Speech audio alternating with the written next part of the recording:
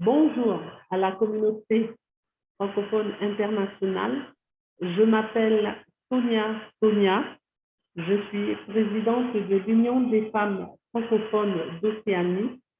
C'est un honneur pour nous de participer à ce forum des femmes francophones et je souhaite ici remercier l'organisation Coésé et en particulier Massane d'Almeida euh, qui nous a permis d'être présente à ce niveau international. L'objectif pour nous, de notre participation, est d'une part d'être visible et de pouvoir donc bénéficier des expériences des autres pays afin de faire évoluer de notre côté, ou en tout cas donc de la partie de la partie du Pacifique Sud, nous, les femmes, de faire évoluer notre condition. Ma présentation, donc, ce matin va se dérouler en 3 temps. Dans un premier temps, je tenterai de vous présenter ce qu'est l'Océanie francophone, qu'est-ce qu'on entend par Océanie francophone, qui sommes-nous, où est-ce que nous habitons et qui nous sommes. Dans un deuxième temps, pourquoi l'Union des femmes francophones d'Océanie, et puis vous dire aussi nos ambitions et surtout donc notre analyse de la situation actuelle et ce que nous attendons aussi de notre participation à ce forum international. Voici donc quelques explications pour vous présenter l'Océanie francophone. L'Océanie francophone, c'est 27 pays et États insulaires éparpillés sur 85 000 km², et puis tout ça sur l'océan, l'immense océan Pacifique. Alors, nous avons donc l'Australie, que tout le monde connaît, avec la Nouvelle-Zélande, et puis ce grand bassin bleu foncé, c'est un bassin donc anglophone. La partie francophone de cette zone et de cette partie du monde, donc ce sont les zones coloriées en rose. Hein. Alors, on compte 3 grands groupes de peuplement dans l'Océanie francophone. D'abord, donc, les Mélanésiens qui occupent donc toutes ces îles-là, et puis les Polynésiens, toute cette partie de l'Océanie. Et les Micronésiens sont bien plus dans l'autre hémisphère. L'Océanie francophone comprend 3 territoires et pays d'outre-mer français, mais aussi un État indépendant situé à l'ouest, au nord-ouest de la Nouvelle-Calédonie, un pays mélanésien comme la Nouvelle-Calédonie, le Vanuatu, qui est donc une république. La Nouvelle-Calédonie, l'Océanie francophone, c'est 642 000 habitants sur 42 millions de population de toute cette zone du Pacifique Sud. Nous avons donc la Nouvelle-Calédonie avec 271 000 habitants, 43% sont autochtones. La Polynésie française, cette grande zone orange là, la rose, la Polynésie française, 279 000 habitants. Wallis et Futuna, 11 000 habitants. Et puis, comme je vous disais tout à l'heure, la République du Vanuatu. Alors, pourquoi est-ce que cette zone, elle n'est pas orange? Parce que donc la République du Vanuatu est un État indépendant. Elle compte 258 000 habitants et seulement 80 000 habitants sont francophones dans cet archipel et 90% d'entre eux sont autochtones. Mais c'est surtout donc un ancien condominium anglo-britannique et français. Et quand il est devenu indépendant, et bien, sa langue nationale était donc l'anglais. Alors, l'Océanie, c'est tout ça. C'est des peuples avec différentes cultures, des femmes et des hommes qui vivent dans cette partie du monde isolée de tous. Pourquoi donc la deuxième partie de mon propos, donc pourquoi l'Union des femmes francophones d'Océanie? Eh bien, donc la question des femmes en Océanie, les femmes sont isolées et vulnérables. Géographiquement, les unes des autres, elles sont isolées, et puis aussi linguistiquement, puisque donc leur pays se situe dans un bassin essentiellement donc, anglophone.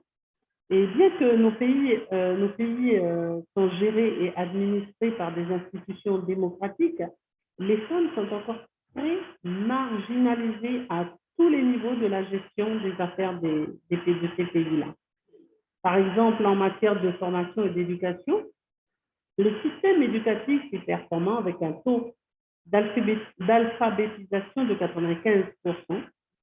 Malgré plus de filles diplômées, les postes à responsabilité et les organes de décision sont essentiellement occupés par les hommes.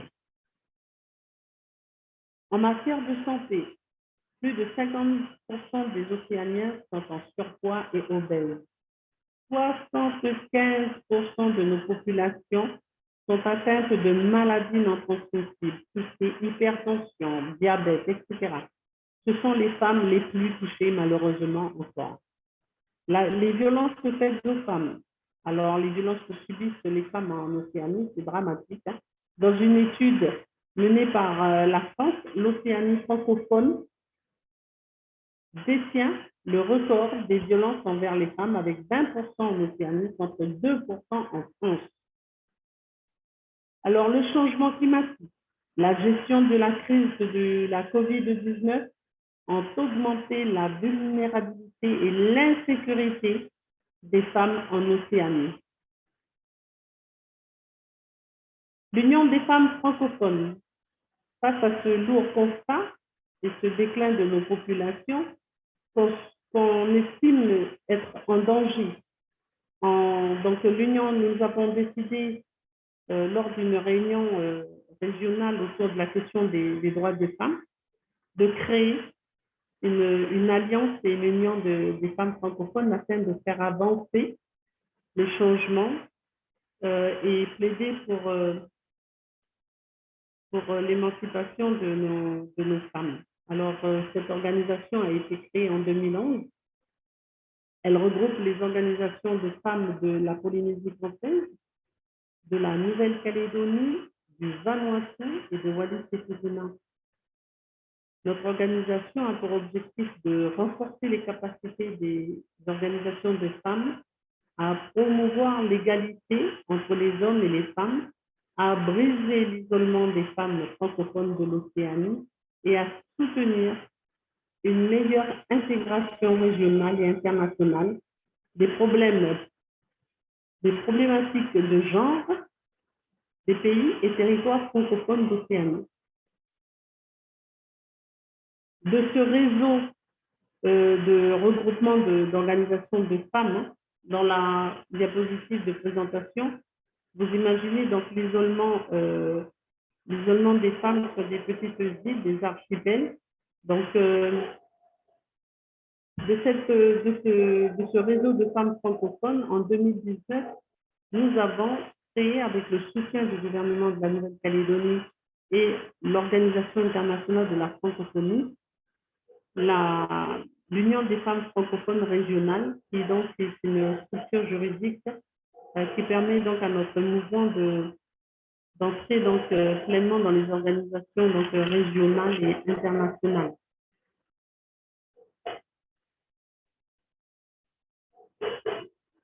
Nos ambitions, nos perspectives. La France donc quand la France a ratifié la CEDEF en 1983, il y a eu donc un plan aussi, les organisations, les ONG et les associations de femmes de l'Océanie ont aussi participé à la conférence des Nations Unies qui s'est tenue à Beijing. et à laquelle donc le monde international donc, a mis en place le plan d'action en faveur des femmes de 1995 à 2015. Ici, donc, on parlera aussi de comment est-ce qu'on a bénéficié de ce mécanisme de développement pour justement faire avancer le développement des femmes dans cette partie du monde, tout en sachant que non seulement on était isolés géographiquement, linguistiquement, mais aussi en nombre. Il est important de signaler que le regroupement, donc nous avons au niveau de l'Océanie, le Forum des îles du Pacifique est une organisation régionale dans laquelle les États du Pacifique se rencontrent pour mettre en place donc, des plans stratégiques et notamment donc un plan stratégique pour cette partie pour les îles du Pacifique 2018-2030. Eh bien, en début de présentation, j'ai bien situé donc l'Océanie francophone était représentée par trois pays d'outre-mer français. Et le droit des femmes dans ces pays insulaires est très lent à se mettre en place dans un système démocratique parce qu'il y a beaucoup de freins au niveau donc, des mécanismes de gouvernance. C'est pourquoi donc, dans cette présentation, il est important de dire que le parti politique des pays d'outre-mer français est un frein à l'application de la CEDES. Parce que d'une part, nos pays sont dotés de gouvernements locaux et ne sont pas signataires de la Convention, donc ils n'ont aucune obligation sur un plan international. Mais aussi, d'autre part, leur statut ne leur permet pas de bénéficier directement des instruments de l'ONU. La gestion de la crise sanitaire et les crises politiques que traversent nos institutions et organisations régionales amènent une certaine instabilité dans notre région. Compte tenu des enjeux géopolitiques de la France dans le Pacifique, nos systèmes de gouvernance ont du mal à se massifier. Donc, il y a un certain frein, puisque les organisations locales n'ont pas signé quoi que ce soit comme engagement sur un plan international. Donc, forcément, ils ne se sont pas obligés de développer ou d'accélérer donc, tous ces mécanismes d'intégration du droit des femmes et de l'implication des femmes dans la gestion des pays. Et puis, je vais conclure ici mon propos pour dire que notre visibilité à un niveau régional et international nous permet de sortir de notre isolement pour nous saisir de tous les outils existants permettant d'influer nos gouvernements afin d'accompagner le changement dans nos villes. Voilà, donc je ne serai pas plus longue et je vous remercie de votre attention. Donc, moi j'avais une question pour vous. C'était de voir en fait sur quel point vous pensez que vous pouvez collaborer avec le reste du mouvement des femmes francophones, parce qu'on a vu durant votre exposé que les femmes en Océanie en général, mais surtout l'Union des femmes francophones d'Océanie, est isolée et de plus en plus vulnérable. Donc, comment est-ce que vous pensez, quelles sont les pistes de collaboration que le mouvement des femmes francophones du reste du monde entier, d'Afrique ou de l'Europe, en fait, quelles sont les pistes de collaboration qu'ils peuvent avoir avec vous? Alors justement, donc notre ambition, ou en tout cas donc l'outil essentiel que notre organisation doit pouvoir, négocier, aller chercher, c'est les compétences et les experts pour dresser donc un état des lieux sérieux de l'application de la CEDES dans cette partie du monde.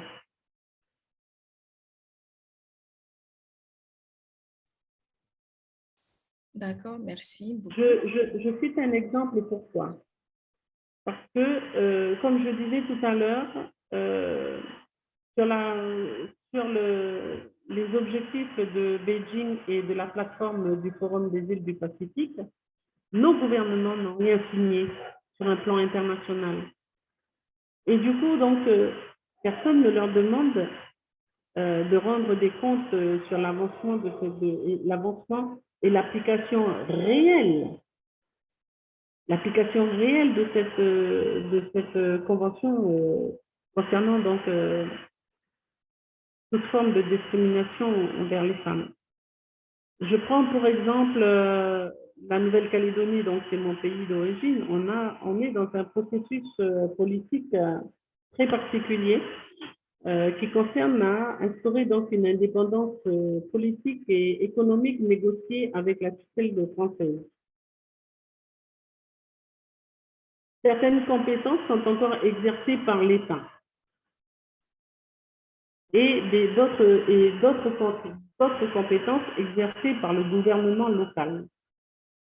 Du coup, dans les politiques publiques, comment dire, il est difficile d'avoir une estimation claire et surtout pointer les incohérences des leviers pour justement donc apprécier l'avancement de la prise en charge des femmes. Je m'explique. En matière de justice, donc là, nous sommes là dans la semaine de la semaine contre les violences faites aux femmes. Hier, donc, j'ai traité, il y a deux droits. Il y a un droit coutumier le droit civil coutumier qui est reconnu ici en Nouvelle-Calédonie, et le droit commun de tout citoyen qui est exercé donc par l'État français.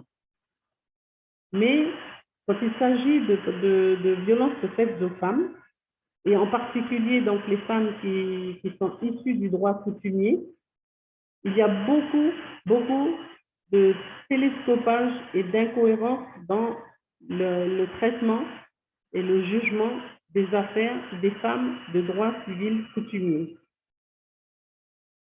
Pour exemple, en matière de violence physique, il y a donc nous avons donc un système social coutumier qui permet donc une éducation plurielle des enfants, qui permet donc des mariages alors le mariage coutumier, c'est une alliance entre deux clans, deux clans et deux grandes familles. Bon, c'est pareil chez vous, je suppose. Mais quand il s'agit de violences faites aux femmes, il y a tout ce poids de la tradition qui influence et qui télescope le droit civil commun. Dans le cas qu'on a traité hier, il s'agissait de deux frères, de deux individus. Donc c'est un frère qui a agressé physiquement sa sœur. Sa sœur porte plainte. Dans les déclarations ou dans les comptes rendus d'audience, on lit que le frère déclare publiquement devant le tribunal que c'est une punition coutumière et que ça n'avait rien à voir avec la justice dans ce tribunal-là. Alors, mais tout ça, c'est pas... Alors, comme En plus, ce monsieur est fonctionnaire.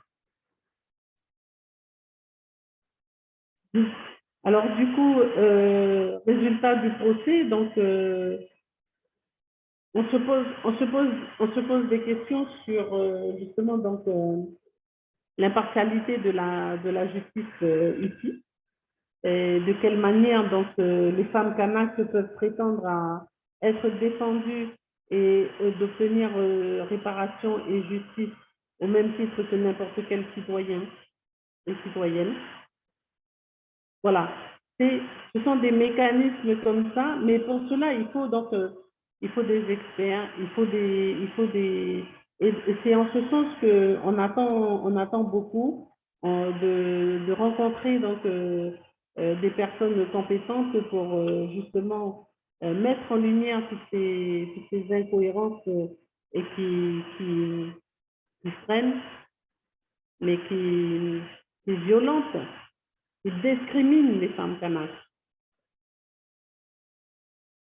Notre pays n'a pas ratifié, je parle du cas de la Nouvelle-Calédonie, notre pays n'a pas ratifié la Convention internationale contre l'élimination des femmes, la CEDEF.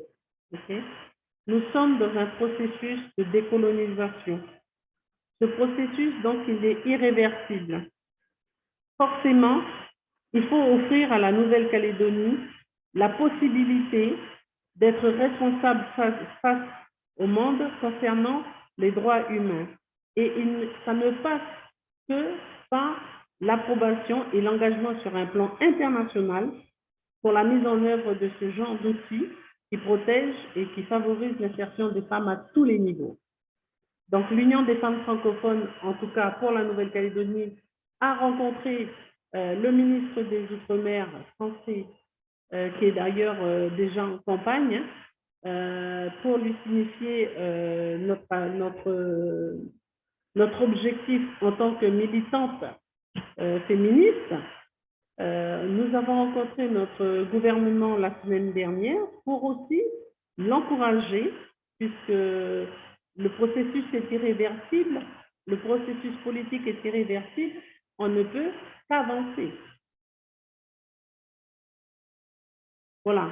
Donc, d'une part, c'est ce que nous attendons de rencontrer des personnes, des personnalités intéressées par notre cas pour justement éclairer tout ça afin de doter les femmes de nos pays d'outils de développement.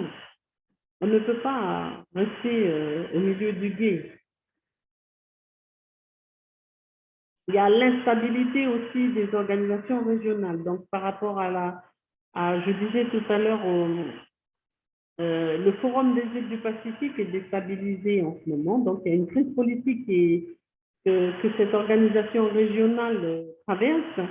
Eh bien, concernant donc les fonds que le Forum des îles du Pacifique capte à l'international, eh bien, il faut quand même un suivi un peu plus approfondi parce que ça reste, nous, on est la société civile.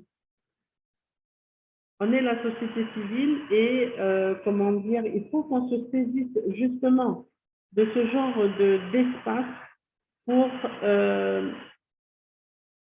alerter et puis interroger nos mécanismes de gouvernance qui sont chargés, eux, de mettre en application les conventions internationales. Voilà. Mais l'essentiel, donc, l'essentiel pour nous, c'est de rencontrer, de rechercher donc des experts pour fonder donc des bases de données, pour constituer donc des outils juridiques pour pouvoir donc faire avancer notre cause dans ce sens-là.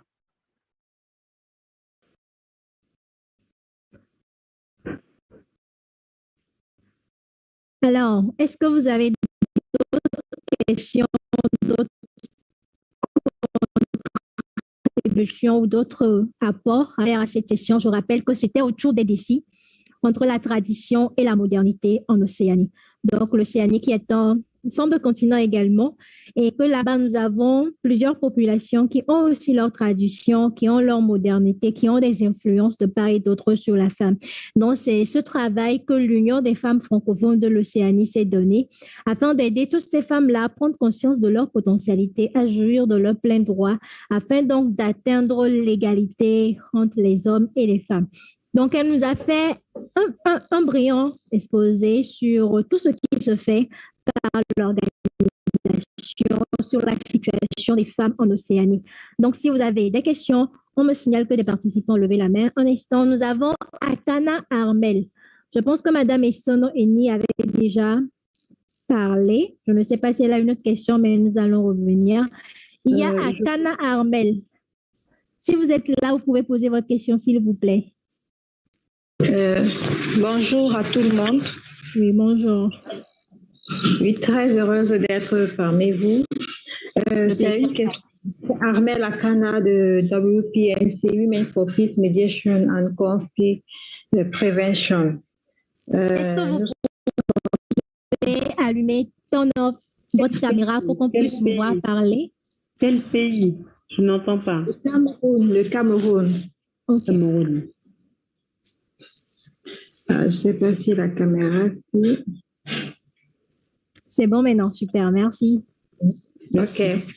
J'ai une question de curiosité. J'aimerais savoir quel est un acte, s'il y a un acte qui dévalorise la femme polynésienne de l'Océanie en général, bon, dans la coutume. Par exemple, ailleurs, on peut après les deuils, par exemple, on fait rouler les femmes dans la boue, les trucs comme ça. J'aimerais juste savoir s'il y a des actes pareils. Un exemple. C'est une question pour savoir. Merci. Non. Aujourd'hui, il n'y a plus de pratique de scarification, des choses comme ça qui atteignent donc le corps des femmes. On ne pratique pas ce genre de choses dans nos coutumes.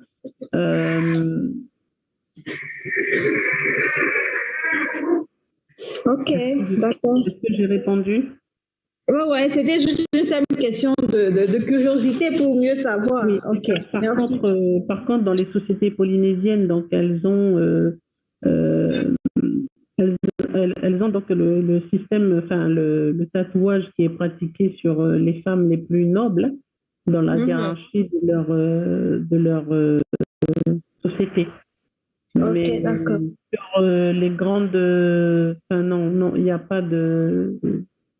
Dans la Mélanésie, donc on pratique la scarification, mais ça se fait de moins en moins. Il existe quelques populations en Papouasie-Nouvelle-Guinée qui pratiquent encore donc le tatouage, la scarification, mais c'est pas donc c'est pas très c'est spécifique à la Papouasie-Nouvelle-Guinée qui elle donc comprend 6 millions de Papous. Hein. Moi je suis en Nouvelle-Calédonie, nous ne sommes que 118 000. Hein. Okay. Nous sommes francophones et eux ils sont anglophones. Ok, d'accord. En tout cas, merci beaucoup. J'étais curieuse de savoir. Merci. Ok. Victorine.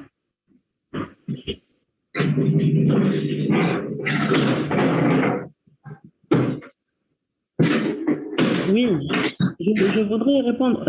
Est-ce que vous m'entendez? Oui, je vous reçois. Je voudrais répondre à la question de Victorine. Victorine, donc les changements qui ont été opérés, c'est donc justement la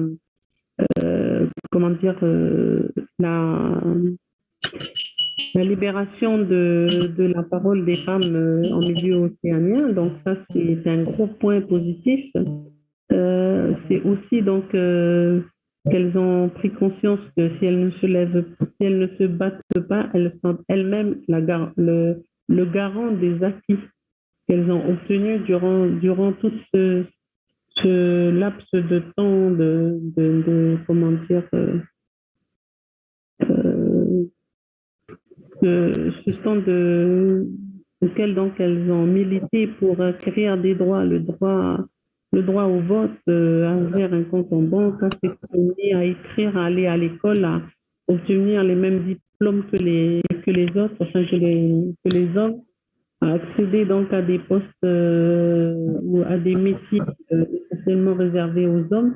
il y a beaucoup d'évolutions qui sont réelles, mais bon, malgré tout, même si ces critères d'évaluation existent, pour autant, est-ce qu'elles sont heureuses? Ça, il y a autre chose.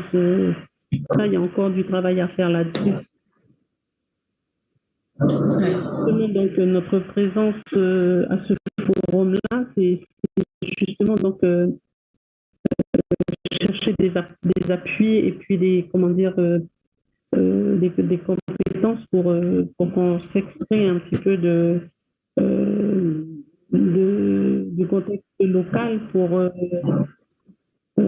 examiner donc les enjeux, puisque nous sommes et à peine si nous sommes un grain de sable à un niveau mondial, quoi. Et nos populations sont très menacées et impactées par exemple par le changement climatique, mais aussi par la pandémie du coronavirus et tout ça.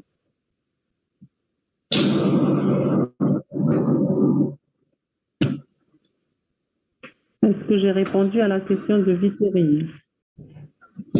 Oui, vous avez répondu. Merci beaucoup. Et surtout, beaucoup de courage, surtout pendant la COVID, qui est très difficile actuellement. Oui. On a des taux de mortalité qui sont très élevés par rapport au nombre de population. Et si vraiment les moyens techniques et financiers n'ont pas été obtenus par nos gouvernements, je pense qu'on aurait pu disséminer ces populations de moitié en un an. Hein.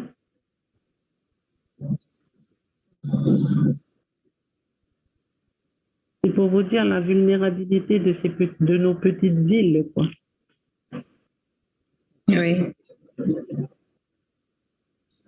Oui, merci beaucoup. Si on veut exister encore pour l'humanité, il faut que les femmes elles se lèvent et puis qu'elles s'affirment. Oui. Madame Sonia, nous avons également une question dans le chat. C'est de Ebo Ulrich. Elle dit, excusez-moi, Madame Tonia parlait de la vénération de la femme polynésienne, car elle est considérée comme sacrée. C'est bien ça? C'est-à-dire la personne veut savoir si en Polynésie, la femme, elle est sacrée. La femme est sacrée. Mais vous savez que dans le monde entier, la première cause des violences, c'est souvent, dans beaucoup de pays, l'excès de consommation d'alcool. Aujourd'hui, cet excès de consommation d'alcool, elle est conjuguée avec la situation sociale de ces populations-là qui ont été qui ont subi d'abord une colonisation violente au XVIIIe siècle et puis aujourd'hui une colonisation moins criante et moins violente, mais tout aussi meurtrière, c'est celui de rendre les populations qui avaient donc un certain rythme avec leurs pratiques traditionnelles, des populations entassées dans des immeubles avec un taux de comorbidité qui est très élevé, un style de vie qui ne leur est pas du tout adapté. Nous sommes des gens qui vivons au bord de mer. Nous avons besoin de voir l'océan et puis de cultiver nos terres.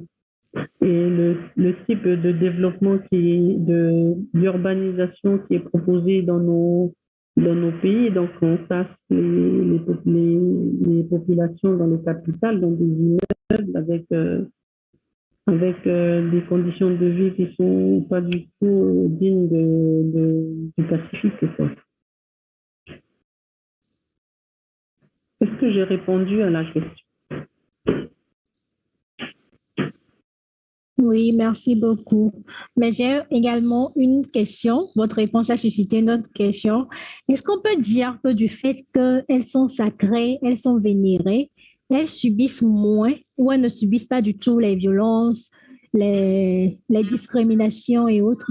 Non, j'ai bien stipulé en début de mon exposé qu'une étude qui a été faite par le gouvernement français en OK, merci beaucoup, Madame Sonia. Désolée pour ce désagrément lié à cette petite intrusion. Alors, chers participants, est-ce que vous avez d'autres questions? Il y a Marie-Laure Eden qui a levé la main. Alors, vous avez la parole. Vous pouvez activer votre micro, votre caméra et poser la question. Marie-Laure, vous avez la parole. Oui, j'active. Bonjour tout le monde. Bonjour. Ok, je suis Marie-Laure depuis le Gabon. C'est vrai que j'ai pris en cours l'exposé de la dame, notre sœur de l'Océanie. Tout de même, en écoutant les réponses aux différentes questions, il y en a qui me viennent aussi en esprit que je souhaiterais poser. Par rapport à, déjà que vous êtes dans une zone, vous l'avez dit tout à l'heure, vous êtes au bord de mer, et donc ça nous amène à parler de l'impact du changement climatique. Est-ce que vous pouvez nous dire les actions que les femmes ont eu à mener ou alors sont en train de mener par rapport au changement climatique dans votre zone? C'est surtout donc des actions de résilience. Hein. À la COP 21, donc la COP 21 a eu lieu aussi. Oui, bien sûr. Est-ce que vous m'entendez? La COP 21, est-ce que vous m'entendez? Oui, on vous oui. reçoit. La COP 21 donc, a eu lieu en Océanie et la Nouvelle-Calédonie a reçu la COP 21. L'Union des femmes francophones donc, a plaidé pour que les femmes d'une tribu donc, ont organisé une marche de protestation pour se faire entendre sur justement donc, les conséquences du règlement climatique et leurs conditions et leur sécurité. Il s'agissait donc pour elle d'interpeller le gouvernement sur la route qui n'existait, la route ou le pont qui conduisait à un village dans lequel vivaient à peu près 200 personnes. Mais dès qu'il pleuvait, donc plus personne ne pouvait ni se faire soigner, ni se faire évacuer d'urgence, ni aller se faire se ravitailler. Ils avaient de quoi faire dans le jardin, mais donc ils ne pouvaient plus circuler à la moindre pluie. La résilience du dérèglement climatique. On se bat constamment contre les grosses machines administratives, contre les grosses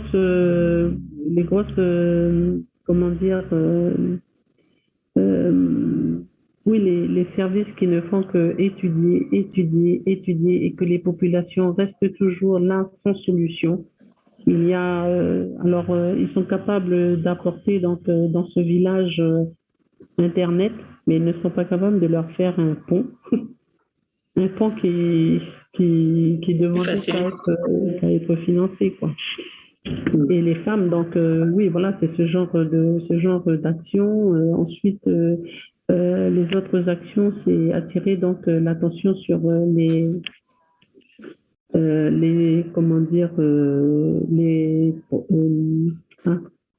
l'administration des provinces pour leur dire que le dérèglement climatique, c'est une chose, mais eux aussi participent, elles subissent la pression de l'urbanisme, Du change. des problèmes, parce que, enfin des provinces, parce que ils donnent des autorisations de pêche sur des zones qui sont sur des zones de prélèvement de prélèvement de nourriture et de pêche à pied que les femmes pratiquent. Vous comprenez ce que je veux dire? Elles sont organisées pour après donc dans le dérèglement climatique, il y a eu aussi des villages qui ont été détruits par des inondations avec un fort impact comment dire psychologique mais aussi physique sur les familles et en particulier les femmes, hein, sur un traumatisme aussi. Hein. Eh bien, donc on agit pour déjà être auprès d'elles et puis les accompagner et les accompagner dans leur réinsertion. On les accompagne pour aller chercher des comment dire des moyens pour se reloger, mais se reloger là où elles sont, quoi. On évite de déplacer les populations vers les villes parce que c'est pas du tout des zones qui sont très adaptées pour les gens de la ruralité, quoi. Est-ce que j'ai répondu à votre question, madame? Oh, oui. J'ai bien compris les actions que les femmes essaient de mener pour le changement climatique. Alors, j'ai un autre aspect. Je rejoins dans l'exposé, donc madame Massan, quand elle dit que les leaders des associations, c'est du bénévole, mais du bénévole gratuit, quoi. Donc, ce sont beaucoup de travail en réseau. Et puis, comment dire, et le réseau donc crée le rapport de force pour se faire entendre des administrations et des institutions, hein, pour que les choses elles avancent un peu plus vite, parce que je pense qu'on doit être aussi quelque part victime de ces grosses machines administratives là. Que nos gouvernements donc se plaisent à consolider aussi. Ok, merci beaucoup, Madame Sonia. Marie-Laure, est-ce que vous avez la réponse à votre question? Oui, je crois avoir compris. Même comme, oui, ça va, merci beaucoup. D'accord, merci. Nous avons une autre question dans le chat de la part de Moussara Salfou qui va toucher plus l'aspect politique, l'aspect institutionnel. Il dit, est-ce que les femmes accèdent-elles aux mêmes instances? Donc, je pense que là, il veut plus rentrer dans les instances publiques, que ce soit les postes au niveau du Parlement de direction. Ouais. Là, c'est pareil. Nous, on est un territoire français. C'est la France qui a signé, c'est la France qui a adopté la CEDEF, c'est pas la Nouvelle-Calédonie. Dans la CEDEF, donc, on parle de l'approche genre et puis de l'égalité homme-femme. Comment dire, c'est un long processus parce que c'est des visions c'est des visions sociales complètement différentes de ce que nous on fait. Et du coup, donc, quand on parle, par exemple, de la loi sur la parité et son application, elle a été votée, donc, promulguée donc, en 2000 en France. Et nous avons dû nous battre, protester, organiser notre voix, parce que les responsables politiques, ou en tout cas donc les responsables de notre pays, avaient décidé que les femmes kanaks n'étaient pas encore assez en maturité pour assumer des responsabilités politiques, ni de siéger dans les institutions politiques. Du coup, on a eu gain de cause et en tout cas, donc, les mentalités ont été bousculées par notre action et on a pu donc mettre la loi sur la parité en Nouvelle-Calédonie en 2004. Donc, ça a mis 4 ans pour faire le tour, provenir de l'Europe en Océanie. C'est vous dire le temps que prend aussi le changement des mentalités. Est-ce que j'ai répondu? Notre Oui, projet j'ai eu en ma est pas réponse. pour l'Union des femmes francophones, parce que de toute façon, cette loi sur la parité, elle est applicable que sur les suffrages directs. Et dès que le suffrage devient indirect, paf, on n'a pas l'obligation de la parité. Du coup, donc, c'est un moyen pour le système patriarcal de reprendre la main à un autre niveau des institutions pour mieux contrôler et puis remettre les mêmes méthodes de réflexion sur l'organisation du pays.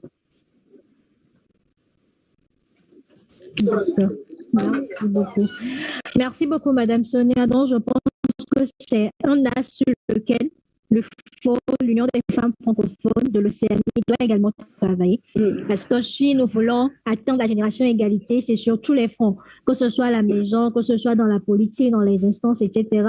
Alors, toutes les femmes de tous les pays, de tous les continents, vous souhaitent bon courage dans cette lourde tâche et nous espérons que lorsque nous serons au second forum francophone, nous aurons des solutions, bien peut-être des chiffres assez lourds. Alors, nous avons Green. Vous pouvez poser votre question, s'il vous plaît. Activez votre micro et votre caméra et puis posez votre question, s'il vous plaît.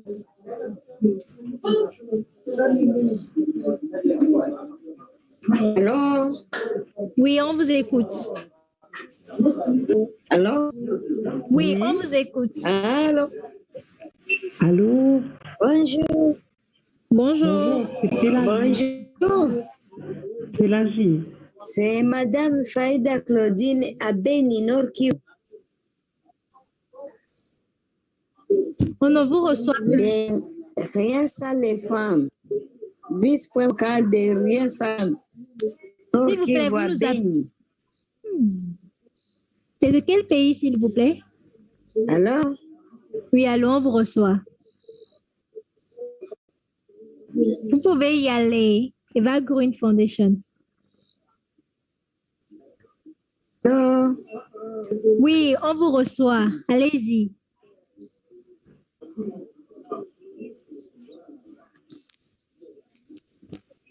Je crois qu'elle a un souci Allô? de connexion. On vous reçoit. Oui, allô. Un Allô. membre.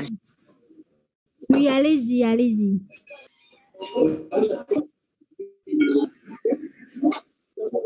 Ah, c'est comment? Posez votre question. Oui, allô, on vous reçoit. Allez-y, on vous reçoit. Oh là là. Oh, on vous reçoit, La madame. connexion est défaut. Hein? Oui, mais on vous reçoit, donc vous pouvez y aller.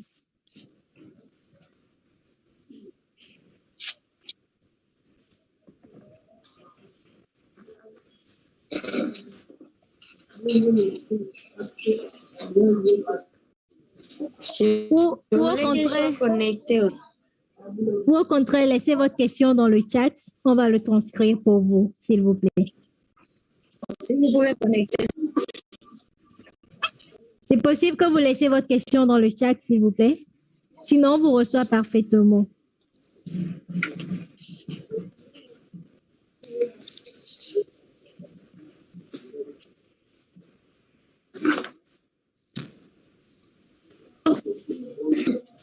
Allô? Oui, allô, on vous écoute.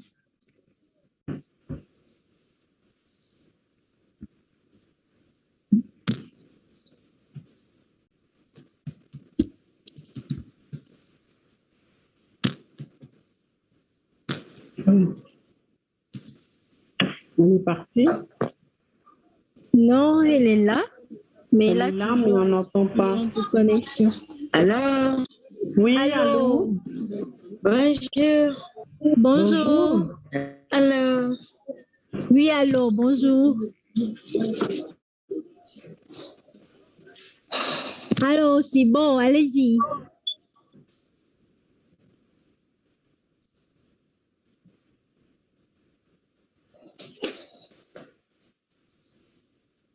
On n'entend pas, hein?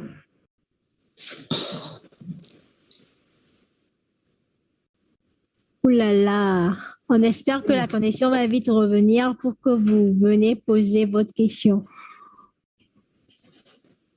Bien.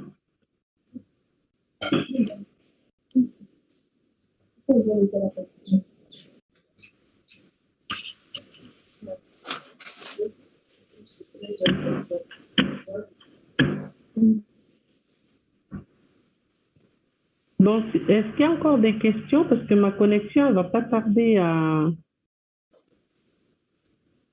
s'arrêter. D'accord, d'accord. Bon, vu qu'elle ne nous rejoint plus, est-ce qu'il y a d'autres questions? Est-ce qu'il y a d'autres questions? Je profite par la même occasion pour vous rappeler qu'il était question de la toute première session, de la première journée de ce forum francophone qui est basé sur le thème renforcement du mouvement des femmes francophones. Comment pouvons-nous y contribuer? Alors, aujourd'hui, il s'agissait de la session de l'Océanie qui est à GMT+11. Nous tenons donc à remercier encore une fois Madame Sonia Tonia qui a fait vraiment un énorme sacrifice pour être avec nous actuellement. Donc, elle est la présidente de l'Union des femmes francophones de l'Océanie. Donc, merci beaucoup pour votre brillante participation. Je veux saluer Nadège Anago, Akana Armel, César T, Ebo Ulrich, Elodie, Essono, Marie-Dorothée, François Agbelepo, Moussara, Marie-Laure, Victorine, Adamado, Roosevelt Bongour et Kiata Bougo. Merci beaucoup à vous tous de nous avoir suivis. Merci d'avoir été là. Merci beaucoup à tout le monde d'avoir été là. Merci pour vos questions. Merci pour votre participation active.